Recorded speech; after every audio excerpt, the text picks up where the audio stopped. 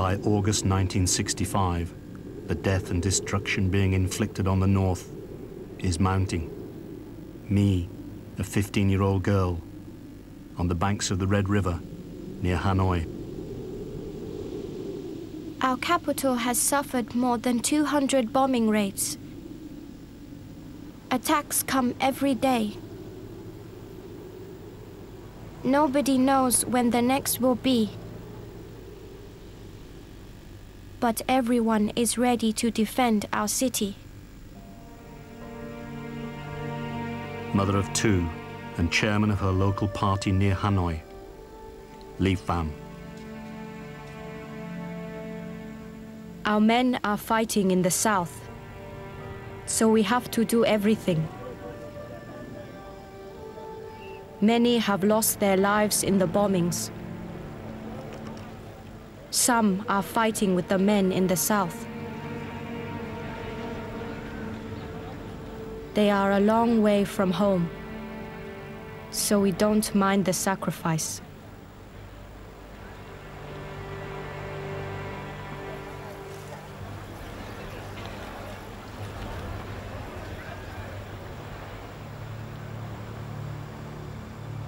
Life in the north is harsh under the rigid communist system.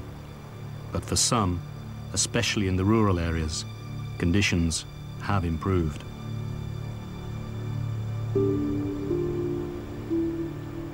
Van Duet, a committed party member in Vinh Moc, a fishing village.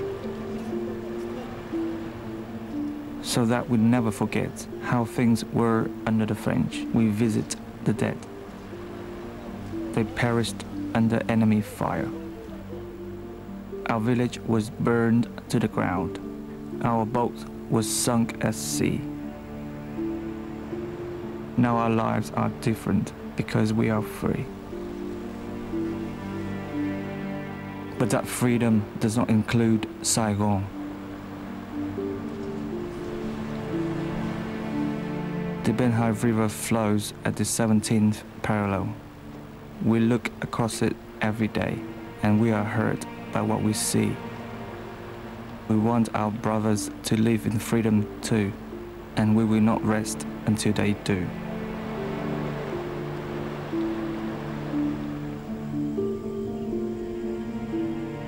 A 70-year-old villager from Lo in the province of Hoa Binh. He is from the Thai minority in the northern mountains, where many tribes live.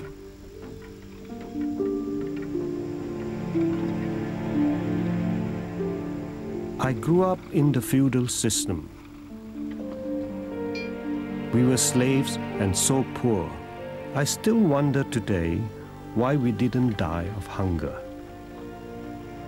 The lord of the manor was carried to meetings on the backs of men to confirm his status. In the wars against the French, our village was razed to the ground with napalm. The French had done nothing for us, no schools or hospitals, just brothels and prisons.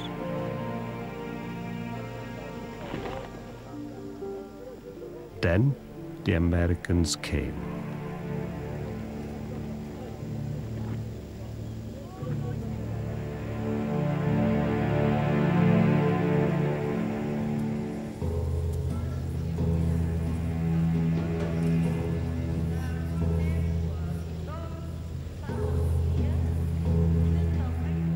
Autumn 1968, Hanoi.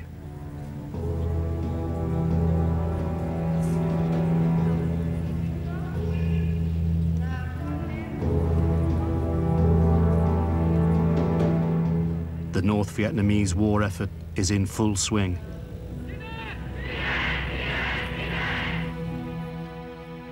Despite widespread devastation and tens of thousands of deaths from US bombing, mass production has been moved out of the towns and cities, often located underground. Traditional production in the countryside still flourishes.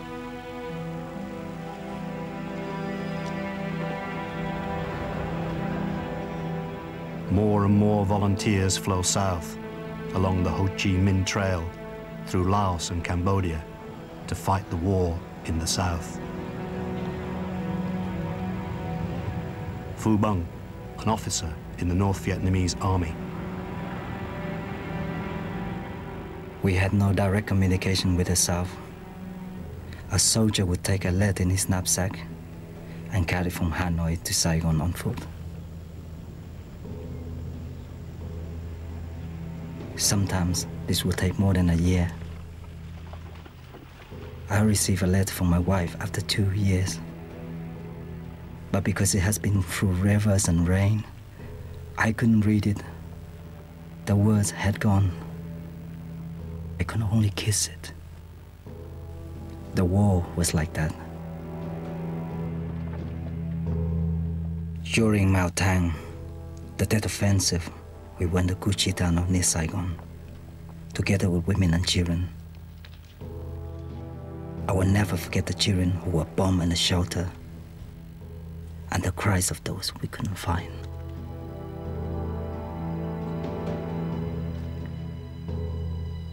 The Tet Offensive had been launched at the end of January 1968, the Lunar New Year, Vietnam's most important holiday.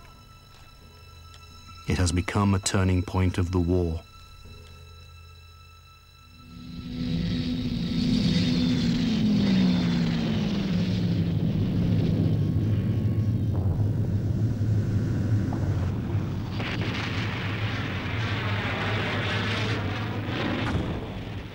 Losses on both sides have escalated.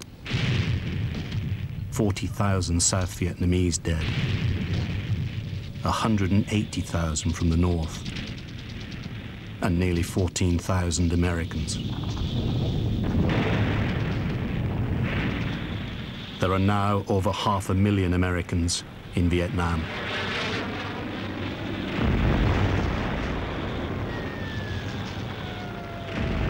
Nguyen Van Duyn, a translator. The Viet Cong arrive on foot with a gun, some bullets and a shovel, a little rice, dried food, and a canteen of water. The Americans have water for showers brought in by helicopter. When we saw that, we knew they could never win the war. We knew we would win. We just didn't know when. Our grandfathers and fathers had defeated the French, and they had nothing. The Vietnamese fight well. The full-scale attack on the US base at Khe Sanh, and the Tet Offensive's dramatic assault from tunnels and hiding places, which struck most of the cities of the South, including Saigon and even the US Embassy, create a wave of disillusionment across the United States.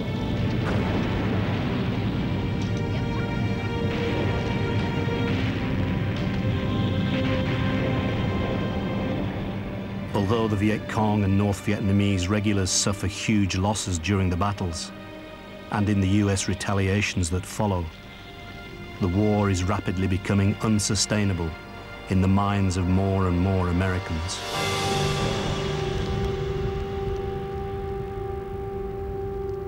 A leader of the Tet Offensive in Hue, Hoang Lang. They burned houses, they stole, they beat people and killed them. They tortured women with electricity. They did many, many terrible things. But they didn't all want war in Vietnam. There were American soldiers who resisted and agreed with the anti-war demonstrations in their homeland. They didn't want to stay in Vietnam, and they didn't want to die in Vietnam. They wanted to go home.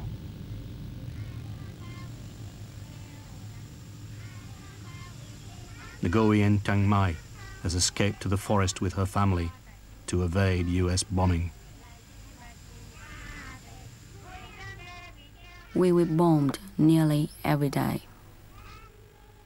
There were so many planes. Our house was underground. When we heard the planes, we went down into the tunnels. School was held in the tunnels. Babies were born there.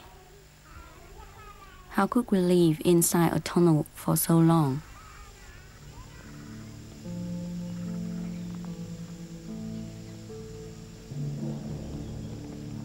Once, I saw a young girl leading a captured American pilot. She was very small. The pilot was very tall. She looked proud as they walked. The man kept his head down, but the girl looked proud. We have a poem about it.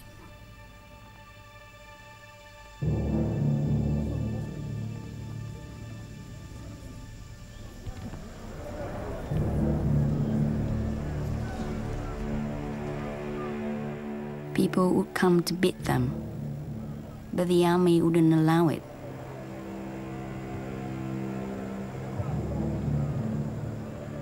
They said, this pilot will be punished by the authorities, not by you.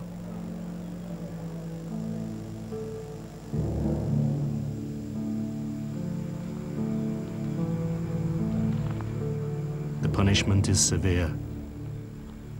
Solitary confinement, starvation diet, forced confessions, torture. Many will not survive captivity. A nurse in a hospital northwest of Hanoi, Huyen Phuong Dong. In those days, everybody hated the Americans. There were a lot of civilian casualties, so naturally, we were full of anger. But Uncle Ho taught us to make a clear distinction between peace-loving Americans and warmongers.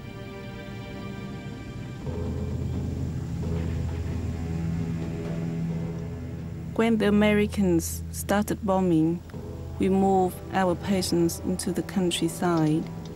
We did our operations underground, in bunkers built during the French War. We had to carry on, even in the midst of bombing strikes, and had orders not to abandon our patients.